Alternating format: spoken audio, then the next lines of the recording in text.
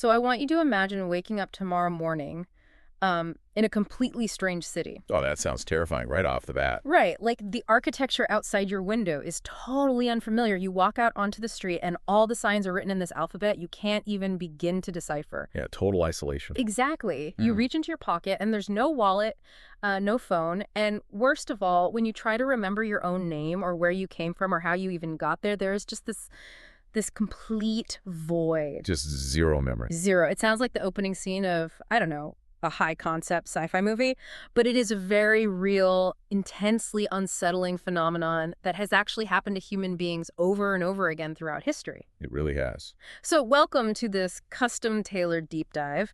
Today, we are looking at a curated stack of sources detailing 10 infamous cases of people who seemingly just appeared out of nowhere. Which is such a fascinating topic. It really is. And the mission for our deep dive today is to, well, separate the historical facts from the internet fiction.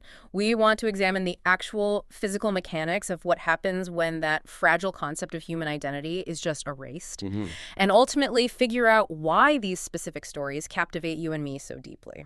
Yes. So, okay, let's unpack this. Because before we can look at the real medical mysteries and the people whose minds actually broke, we have to look at how easily human beings invent impossibilities. Well, we do have this profound discomfort with the mundane. If you look at the psychological drivers behind urban legends, society just loves a blank slate. I really do. We love an anomaly because we can project our wildest theories onto it. When someone appears out of thin air with no context, the human brain abhors that vacuum. We rush to fill it, often with the most fantastical, reality-bending explanation available. Just because the alternative is boring. Exactly. Simply because the alternative is boring. So if you're listening to this, you've almost certainly fallen down the rabbit hole of internet mysteries at some point, and you've probably scrolled past the story of Rudolph Fentz. Oh, yeah. A classic. Right. We all know the basics of the legend. It's June 1950. A bewildered man in heavy 19th century clothing is wandering around Times Square. He gets hit by a taxi and dies. Right. And the police find 1870s currency in his pockets, a saloon token, and a business card for Rudolph Fentz, a man who supposedly vanished without a trace back in 1876. So boom, instant time traveler. The internet absolutely loves it. They eat it up. But when we actually dig into the sources, the whole time traveler theory falls apart instantly. It completely falls apart. And it falls apart because the context of fiction was violently stripped away by decades of repetition. Rudolph Fentz wasn't a time traveler, and he wasn't a historical anomaly. Yeah. He was literally just a character from a short story. Wait, really? Just a story? It's just a story. It was called I'm Scared, written by Jack Finney in 1951. Over the decades, someone transcribed that story into a paranormal journal, but they totally forgot to mention it was fiction. Oh, wow. And then someone else cited that journal as fact. It's really a textbook example of how the mechanics of a rumor work. Wait, hold on. Even the part about a real man named Rudolph Fentz vanishing in 1876, I always thought there was at least like a nugget of historical truth there, and maybe the internet just embellished the taxi part? No, the 1876 disappearance was totally part of Jack Finney's fictional narrative. You're kidding. No. Yeah. The author invented the historical record to make his sci-fi story feel more grounded. The internet just ripped the fictional evidence out of the book and presented it as real-world proof. That is wild. It just shows how repetition creates reality. If you see something stated as a fact on 10 different forums, your brain shortcuts the verification process and just accepts it. Which perfectly brings us to John Zegrusa, the famous man from Tord. So the legend says it's 1954. This guy lands in Tokyo with a passport from a country called Tord, which he says is located between France and Spain. Authorities show him Andorra on a map. He gets super angry. They lock him in a heavily guarded hotel room. And the next morning, he has vanished into thin air. Yep, the classic interdimensional traveler trope. Right. But our sources say this is just another massive distortion. A huge distortion. The actual event didn't even happen in 1954. It happened in 1960. Zegrusa was a real man, yes, but he was essentially just a mid-century con artist. Just a normal guy. Yeah. He was arrested in Japan for using a forged passport written in a completely made-up language. The passport actually said Tuard, not Tord, and he claimed it was in Africa, not between France and Spain. Oh, so the whole geography part of the myth is completely wrong. Completely. Yeah. And he definitely didn't vanish into another dimension. The Japanese authorities simply sentenced him to prison for fraud. Okay, but if he was just a standard fraudster who went to jail, How did that super specific detail about vanishing from a locked, guarded room get added? Because that's a very weird, impossible detail to just organically sprout up. Well, that is the fascinating part of collective myth-making. When a story moves from historical record to urban legend, it undergoes this sort of evolutionary pressure to become more engaging. Like a game of telephone. Exactly. A guy going to prison for a fake passport is a narrative dead end. But a guy vanishing from a locked room, that is a mystery that invites endless speculation. Right. People actually added that locked room element in the late 90s on early internet message boards, mostly because it transformed a boring bureaucratic footnote into a cool sci-fi protagonist. We see the exact same psychological mechanism in much older historical cases, too. Like Gil Perez in 1593, the palace guard in Mexico City who supposedly teleported from the Philippines in a single day, and he accurately reported the governor's assassination months before a ship could bring the news. Or the Hirashigahama alien in early 1800s Japan, the pale, red-haired woman washing ashore in a hollow vessel guarding a wooden box. Modern forums constantly frame these as teleportation or UFO encounters. Right, but historians view those cases through the lens of cultural anxiety, not physical reality. What do you mean? Well, take the Hirashigahama woman. That is a classic Edo period myth. Japan was highly isolationist at the time, so the idea of a strange, pale foreigner arriving in a bizarre craft was really just a manifestation of society's fear of the outside world encroaching on their borders. Oh, that makes total sense. And Gil Perez. The Gil Perez story didn't actually appear in print until over 100 years after the supposed event. It was a retroactive legend built to explain how quickly rumors traveled through the Spanish Empire. It's basically like a modern optical illusion. People want to see the hidden image, like the dimension hopper or the alien, so badly that they actively choose to ignore the boring reality. Absolutely. But, it's easy for society to crowdsource a fake narrative. The dynamic shifts completely when we look at an individual who intentionally fabricates their own identity to escape their life. Yes.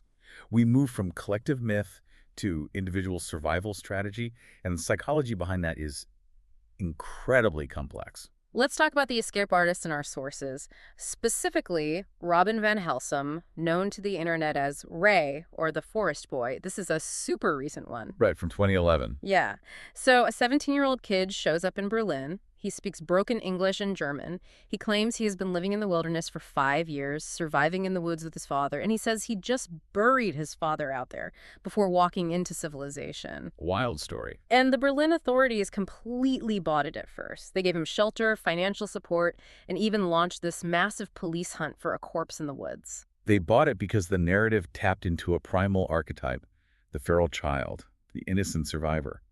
It triggers a really profound protective instinct in authority figures. But my question is, if you were a teenager trying to run away from home, why invent a scenario that practically demands a massive police investigation? Yeah. Like, if I'm running away, I'm calling myself Steve, getting a job at a diner, and keeping my head down. I'm not inventing a dead dad in a forest.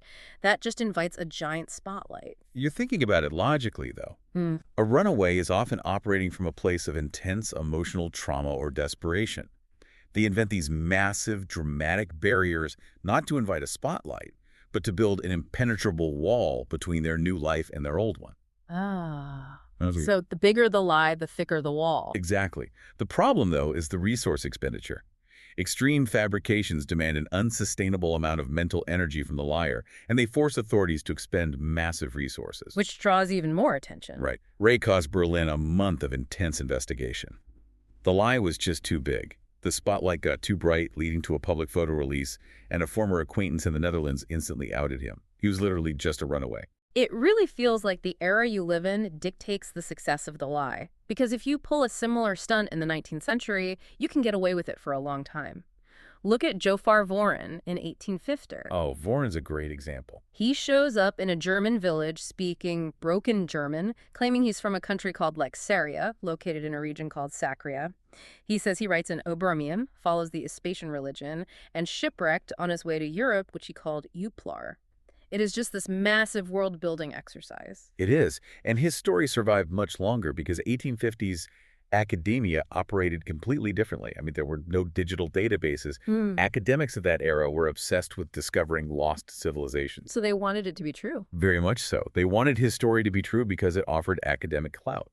Some scholars even invented theories to justify his claims, suggesting he came from an alternate timeline or an undiscovered region where the Ottoman Empire had vastly expanded, pointing out that Sakarya sounds like the Sakarya region in Turkey. But the geography completely falls apart if you look closely. I mean, if he's from Turkey, how did he get shipwrecked traveling to Europe? They are connected by land. Yeah, that is the fatal flaw in his world building. Vorin had names for other continents, Avlar, Aslar, Oslar, but he completely failed to mention the Americas. Oof.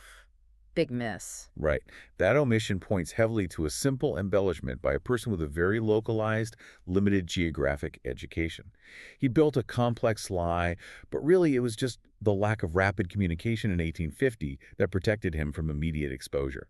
So far, we've looked at intentional fakes, internet folklore, and teenagers running away. But what happens when the hoax isn't crowdsourced and it isn't a deliberate lie? This is the really heartbreaking part. It is. What happens when the brain simply does it to itself against your will? The mystery morphs from an intriguing puzzle into a profound tragedy of failing mental health and massive bureaucratic blind spots. Yes. This is where identity goes from being a fun philosophical discussion to an urgent medical reality. Conditions like dissociative fugues, severe amnesia, and psychotic breaks physically sever a person from their own context. The most famous modern example is probably Andreas Gрассля, the piano man. In 2005, he was found wandering the streets of Kent, England, in a soaking wetsuit, completely silent. When hospital staff gave him a pen, he didn't write his name. He drew a beautifully detailed grand piano. They brought him an actual piano, and he sat down and played brilliantly for hours. I look at this case kind of like a computer rebooting in safe mode. That's a really good way to put it. Yeah, like when the main operating system, your identity, your language, your history totally crashes, the brain relies on its most basic, deeply ingrained routines just to communicate. The safe mode analogy is incredibly apt when you look at the neurology behind it. What you are describing is the difference between episodic memory and procedural memory. Okay, break that down for us. So episodic memory, the autobiographical data of who you are, your name, your past, is heavily reliant on the hippocampus. In a severe dissociative fugue, extreme stress or trauma can flood the brain with cortisol, essentially shutting down the brain's ability to access that autobiographical network. But if he can't access his own history, how does he know what a piano is, let alone how to play complex sonatas? Because procedural memory, the physical mechanics of how to do a learned task, resides in entirely different brain structures, primarily the basal ganglia and the cerebellum. Oh, wow. Yeah, those areas aren't blocked by the fugue state, so his brain literally couldn't tell him his name, but his hands perfectly remembered the physical act of playing music. That is just staggering. And the media speculation ran wild, thinking he was a famous maestro who suffered a breakdown. But the clues trickled out. He pointed to Oslo on a map. He sketched a Swedish flag. Right. Ultimately, he was identified as a 20-year-old Bavarian man who had experienced a severe mental health crisis. And once he was identified and returned home, he reported having absolutely no memory of the event. None at all. But while Andreas got treatment, our sources show that not everyone is that fortunate.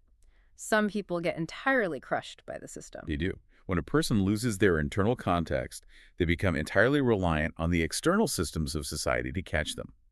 And those systems frequently fail. Take Cornelia Rau. That case is so frustrating. It really is. In 2004, she was traveling through Queensland, Australia, calling herself Anna Brotmeyer from Munich. She was acting incredibly childlike, giving highly conflicting accounts of her life, and carrying a Norwegian passport. And because the name Anna Brotmeyer didn't exist in any database anywhere, the Department of Immigration just treated her as a suspected illegal resident. Exactly. They treated a psychiatric emergency as a paperwork anomaly. In reality, Cornelia was suffering from schizoaffective disorder, a condition that features symptoms of both schizophrenia-like delusions and a break from reality and mood disorders. She had actually left a hospital in New South Wales, but instead of recognizing a severe disease, the bureaucracy transferred her to a women's correctional center. Which is just awful. Her mental health deteriorated rapidly in prison. It took her family spotting her in a newspaper article to finally get her out. She was wrongfully detained simply because her disease had erased her verifiable database identity. Think about your own wallet right now. It just shows how reliant we are on documents to prove we exist. If you don't have the paper, the system literally doesn't know what to do with you. It doesn't. And the absolute extreme of that nightmare is Benjamin Kyle. In 2004, he was found unconscious, severely sunburned, and covered in fire ants behind a Burger King dumpster in Georgia. He had no memory of who he was. The only thing he could remember was a birthday, August 29th, 1948. The physical reality of his situation is just chilling. He adopted the name Benjamin Kyle just to have a placeholder. Local law enforcement, the FBI, U.S. Marshals, and Interpol all got involved. Yeah. And they found absolutely nothing. That's the part I struggle with. How does the FBI and Interpol find nothing? He's a living human being in the modern world. Because modern identity is a web of interlocking databases, and if you aren't in them, you are invisible. He had no social security number that matched his fingerprints. He had no bank accounts. For over a decade, he was caught in an agonizing bureaucratic limbo. The government legally classified him as missing but present. Missing but present. I just can't get over that phrase. If you are missing but present, you can't get a traditional job because you can't fill out an I-9 tax form, you can't get housing assistance, you can't even get a library card. Precisely. The system requires continuity. Why? Without it, you are locked out of the basic functions of society. It took over 10 years and advanced genetic genealogy cross-referencing his DNA with massive ancestry databases to finally figure out he was William Burgess Powell from Indiana. 10 years? Yeah, he had simply slipped through the cracks. Yeah. It forces us to realize that the mysterious amnesiacs we find so fascinating are usually just symptoms of profound systemic isolation. We've seen the internet hoaxes, the desperate runaways, the heartbreaking neurological tragedies. But there is one case in our stack of sources that perfectly blends every single one of these possibilities together. Oh, this one is wild. It's a case that has left history completely baffled for almost 200 years. The ultimate historical enigma, Kacper Hauser. Yes. In 1828, this bewildered teenage boy stumbles into the city of Nuremberg, Germany. He can barely walk. His vocabulary is almost non-existent. He's holding 2 letters. Right. And the story he eventually tells is that he spent his entire life living in a pitch-black cellar, eating only bread, drinking water, and playing with a little wooden toy horse. That was the entirety of his existence. He was the ultimate blank slate. And because he arrived with almost zero context, 19th century Europe lost its collective mind over him. Kacper Hauser basically became a mirror. What do you mean by a mirror? People projected whatever narrative they desired onto this boy. Well, his life trajectory is insane. He goes from being a feral child in a cellar to being adopted by educators, and eventually he becomes an office clerk under British nobleman, the 4th Earl of Stanhope. He learns to read, he writes his memoirs, and then at the age of 21, the story ends in bizarre violence. He is fatally stabbed in a garden. And we still don't know if it was a political assassination or if he stabbed himself to get attention and accidentally struck too deep. The theories surrounding him showcase our need for narrative satisfaction. The most famous theory was that he was the hereditary Prince of Baden, swapped at birth and hidden in that cellar to alter the royal line of succession. It's very dramatic. It transforms a sad, strange boy into a tragic, romantic hero. But the science finally caught up with the romance, didn't it? Modern DNA testing on the blood-stained clothing he wore when he was stabbed largely disproved the royal theory. He was not a lost prince. The genetic evidence definitely closed the door on the royal lineage, but the core truth remains entirely inaccessible. Was he genuinely a tragically abused child kept in total isolation? Was he a brilliant, manipulative con artist who fabricated the cellar story for sympathy and housing, much like the Forest Boy? Or was he suffering from a severe, undiagnosed psychiatric condition? Exactly. Despite 2 centuries of investigation, history cannot give us an answer. It's incredible. We sit here and analyze these sources, we look at the hoaxes and the fugue states, and they reveal something deeply uncomfortable about how we live. To you, listening to this deep dive right now, your identity probably feels like a solid, unshakable foundation. You know exactly who you are. But these stories prove that it's actually incredibly fragile. So fragile. Your identity is largely just a collection of electrical impulses in your hippocampus, holding on to episodic memories, backed up by a few pieces of government-issued paper. Whether it's the piano man retreating to the safety of his basal ganglia, or the Burger King amnesiac trapped for a decade as missing but present, these cases are a massive reality check. We are tethered to reality by our external context. Your relationships, your daily routines, your digital footprint, they form the structural scaffolding of your personality. When you physically or neurologically remove that scaffolding, as we've seen today, the structure of the self is terrifyingly vulnerable. I want to leave you with a chilling concept to mull over today. Think back to that scenario we started with. Waking up in that unfamiliar city, unable to read the signs, with your memory completely wiped clean. If a sudden trauma took every single episodic memory you have and your digital footprint vanished, How much of your core personality would actually remain? Would your specific sense of humor survive the wipe? That's a heavy question. Would your kindness, your irrational fears, your ambitions still be there? Without your history and without society to constantly remind you of your place in it, would the you sitting there listening to this right now actually survive the loss of your context?